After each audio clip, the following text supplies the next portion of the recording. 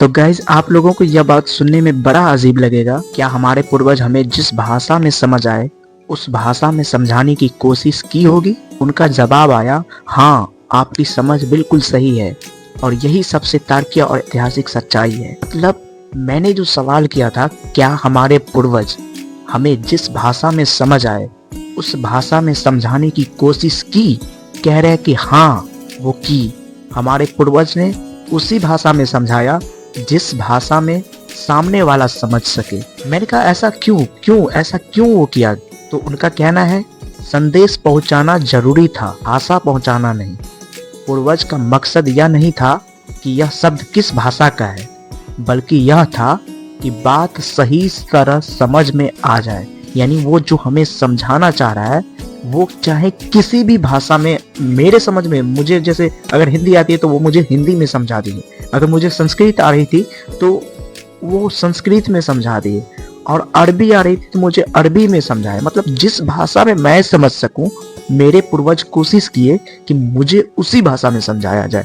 इसलिए उस टाइम पे उस भाषा बदलती टाइम की मैं बात कर रहा हूँ, गांव में स्थानीय बोली बोली जाती थी, दरबार में फारसी बोली बोली जाती थी, धार्मिक ग्रंथ में संस्कृत प्राकृतिक बातें थी, और व्यापार में जो भाषा चलन में हो वही भाषा बोली जाती थी। यानी कि आदमी उसी तरह से समझे, और इसी से मिश्रित भाषा बनी हिंदुस्तानी। जब लोग अलग अलग पृष्ठ से आए, यानी कि ये समझ लीजिए एक गोला समझ लीजिए, उस गोला में लोग चारों दिशा से आ रहे हैं। तो जब चारों दिशा से लोग आए तब भाव मतलब संस्कृत, असर मतलब उर्दू, तकनीक मतलब अंग्रेजी। यानी कि आज जो हम तकनीक यूज कर रहे हैं ना, वो अंग्रेजी हुकूमत की वजह से अंग्रेजी लोग आए थे, और उसके अंदर ये तकनीक थी।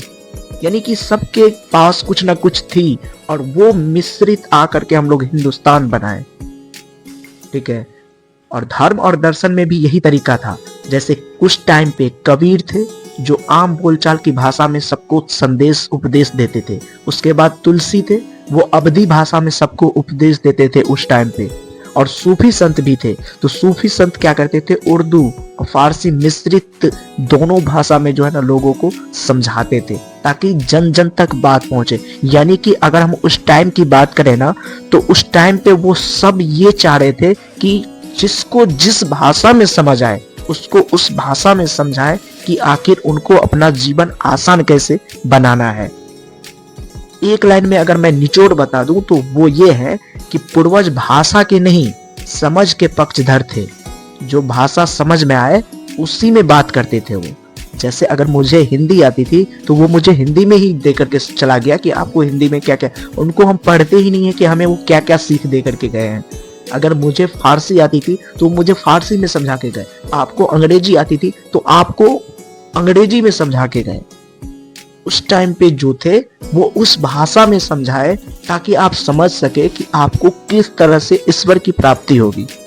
और हम लोग हैं यहाँ हिंदू मुसलमान दिन रात हिंदू मुसलमान कर करके पता नहीं कितनों का दिल दुखाया होगा, पता नहीं कितनों को परेशान किया होगा। तो मैं आप लोगों से गाइस रिक्वेस्ट करता हूँ, इस वीडियो को आप लोग शेयर कीजिएगा, और ताकि आपकी वजह से दूसरा भी समझ सके कि हम लोग गलत फहमी में जी नहीं रहे हैं, बल्कि काट रहे हैं जिंदगी को। और इस जिंदगी में ना कुछ रखा नहीं है जो हम काट रहे हैं। इसलिए आप लोगों से रिक्वेस्ट है, वीडियो को शेयर कीजिए ताकि लोग मेरी भाव को समझ सके, मैं समझाना क्या चाह रहा था और क्या समझाया हूँ, इस पर थोड़ा ध्यान दीजिए।